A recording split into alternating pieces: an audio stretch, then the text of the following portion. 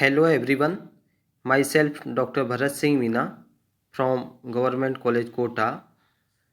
Today discuss about chemical bonding second in ionic solids. आज हम ionic solids के अंतर्गत factors affecting latency energy and Born Haber cycle के बारे में डिस्कस करेंगे। तो आइए सबसे पहले जालक ऊर्जा को कौन कौन से कारक प्रभावित करते हैं उनके बारे में हम क्रम से अध्ययन करते हैं। जैसा कि हम जानते हैं कि जालक ऊर्जा निकालने के लिए जो इक्वेशन हमने लास्ट लेक्चर में पढ़ी थी, इक्वेशन नंबर 18, U0 बराबर capital N capital A small e square capital Z square upon D0 bracket 1 minus 1 upon small n bracket 1।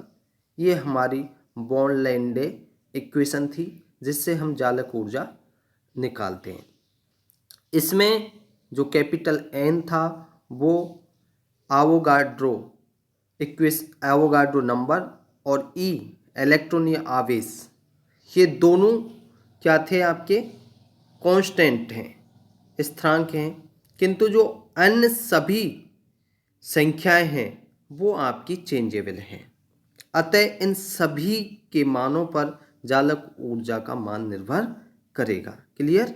जो इक्वेशन 18 थी उसमें दो, एक तो एवोगाड्रो और दूसरा E, ये तो आपके स्थिरांक हैं, ये चेंज नहीं होंगे, लेकिन अन्य सभी चेंज हो जाएंगे और इन्हीं के बिहाफ पर हम जालक ऊर्जा का मान निर्भर करेगा। तो आइए सबसे पहला जो कारक है जालक ऊर्जा को प्रभावित करने वाला वो है आपका आयनिक आवेश या आयोनिक चार्ज। ये किस प्रकार से जालक ऊर्जा को प्रभावित करता है? जालक ऊर्जा आयनिक आवेश के गुणनफल के समानुपाती है। अर्थात हम इसको इस प्रकार से कहें कि आयनों पर जितनी अधिक आवेश की मात्रा होगी उस यौगिक की उतनी ही अधिक जालक ऊर्जा होगी। और अगर हम इसको शॉर्ट में कहें तो U0 is equal to Z square, मतलब ये Z स्क्वायर के बराबर होगी। Z स्क्वायर क्या है? आवेश की मात्रा के अगर अधिक हो रही है तो उसकी जालक ऊर्जा भी अधिक होगी। पहला कारक तो आपका ये है। दूसरा है आपका आयनिक त्रिज्या या आयोनिक रेडियाई। ये किस प्रकार से प्रभावित करता है? दोनों आयनों की त्रिज्याओं का गणितीय योग ही आयनिक दूरी के बराबर होता है। क्लियर?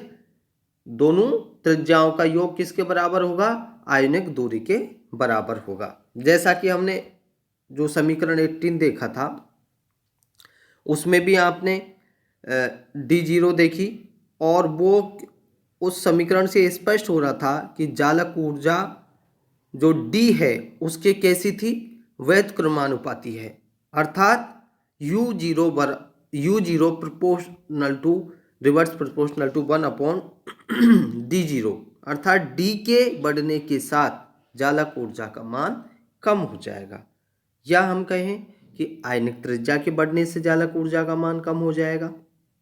एग्जाम्पल के लिए अगर हम लिथियम हैलाइडों में फ्लूराइड या से आयोडाइड तक जाने में आयनिक त्रिज्या का मान बढ़ता जा रहा है और इनकी जालक ऊर्जा का मान फ्लूराइड से आयोडाइड तक कम होता जा रहा है, यानी कि ये एक दूसरे के व्युत्क्रमानुपाती हैं। देखिए आप इस सारणी में देखेंगे तो लिथियम फ्लोराइड से लेके ये lithium chloride, lithium bromide, lithium iodide, तो इनकी जालक ऊर्जा का मान यहाँ क्या है? इनकी त्रिज्या का मान बढ़ता जा रहा है लेकिन जालक ऊर्जा का मान कम होता जा रहा है। 247, 202, 191, 177।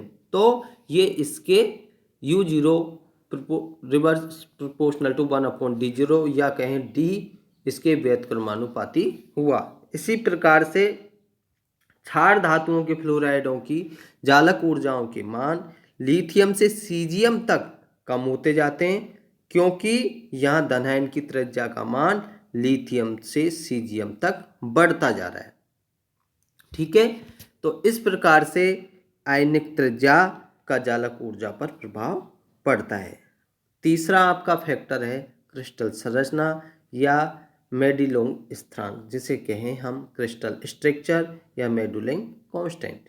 मेडुलिंग कांस्टेंट के वैल्यू क्रिस्टल स्ट्रक्चर पर डिपेंड हैं और जो कंपाउंड है उसकी जालक ऊर्जा का मान मेडुलिंग स्थिरांक ए, मेडुलिंग स्थिरांक ए के समानुपाती है।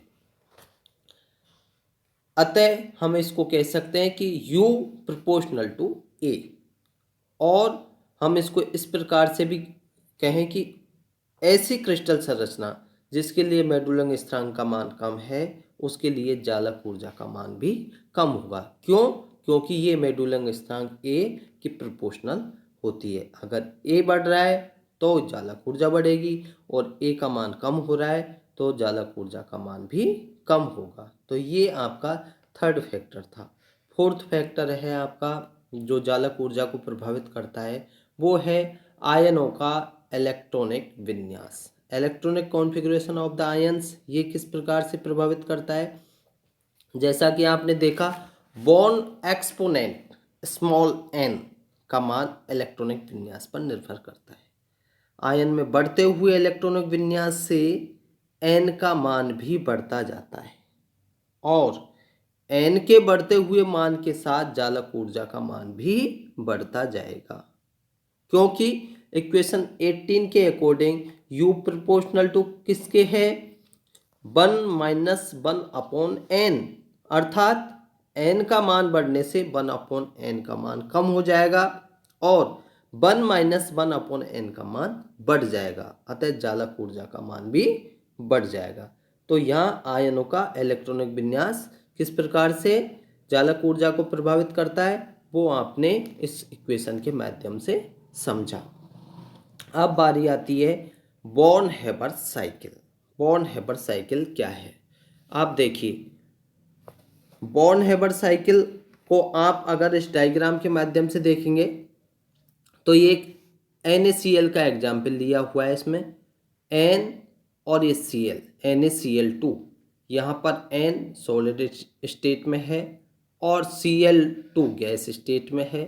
आगे S सब्लिमेशन एनर्जी के द्वारा गैस में कन्वर्ट हो गया है और आगे फिर आयोनाइजेशन एनर्जी के द्वारा ये आयन में कन्वर्ट हो गया है और आगे जाके ये इसकी U0 है। इसी प्रकार से Cl2 को देखें तो डिसोसिएशन एनर्जी के द्वारा ये डिवाइड हो गया है 2Cl से 1Cl में और इलेक्ट्रॉनिक एफिनिटी के द्वारा ये Cl माइनस में कन्वर्ट हो गया है और बाद में ये Na प्लस और Cl माइनस मिलकर NaCl कंपाउंड का निर्माण कर रहे हैं और इसकी ये माइनस U0 जालक ऊर्जा है और ये डायरेक्ट माइनस Q भी इसको ये रिप्रेजेंट कर रहा है।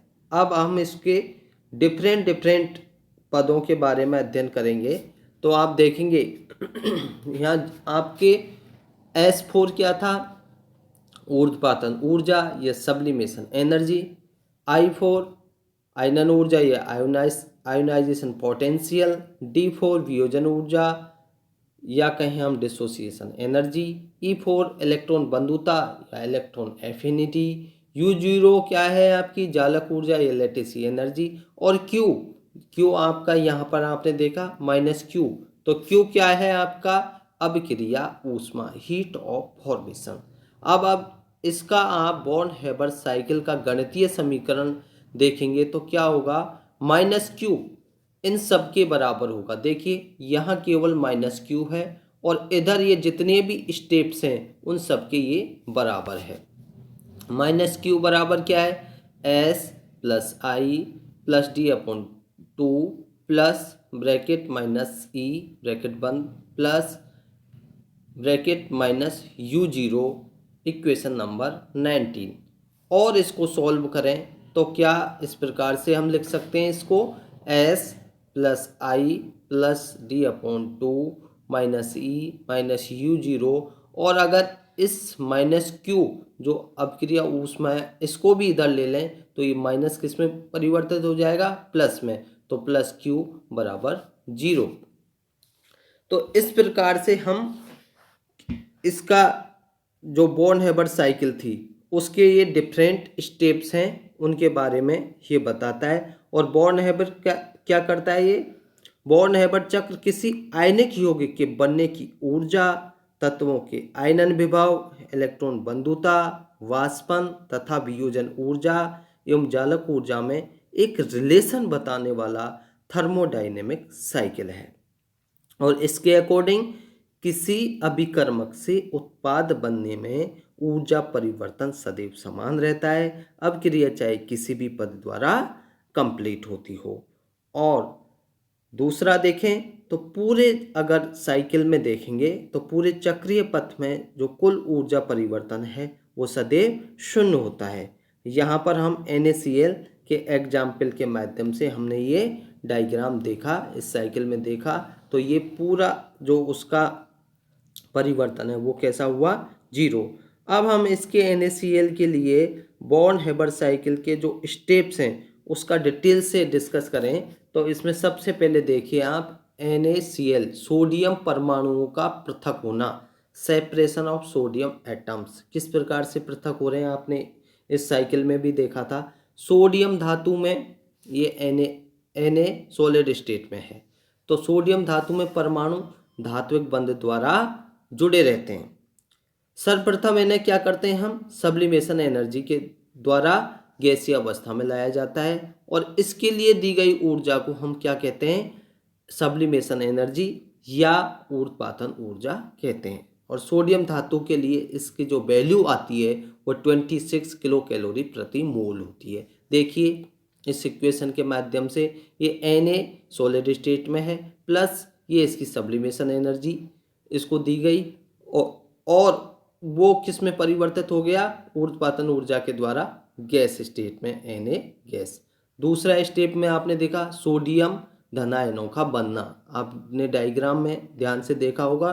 तो पहले तो सोडियम सब्लिमेशन एनर्जी के द्वारा गैस में कन्वर्ट हुआ, और फिर आयोनाइजेशन एनर्जी के द्वारा वो आयन में कन्वर्ट हुआ। तो इसी चीज को स्टेप्स के माध्यम से डिटेल से समझा रहे हैं। तो सोडियम धनायनों का बनना, फॉर्मेशन ऑफ सोडियम केटायंस, बने हुए गैसीय परमाणु, जो ये गैसीय परमाणु बने थे, को ऊर्जा देकर उनके बाह्यतम इलेक्ट्रॉन निकाल लिया जाता है। इसके लिए दी गई ऊर्जा आयनन विभव के बराबर होती है, और सोडियम के लिए आयनन विभव का जो मान होता है वो होता है 118 किलो कैलोरी प्रति मोल। देखिए यहाँ पर ये आपका जो गैसीय स्टेट में परमाणु है इसको आयोनाइजेशन एनर्जी 118 किलो कैलोरी दी गई, तो ये Na प्लस गैसीय में कन्वर्ट हो गया, प्लस एक इलेक्ट्रॉन निकल गया है।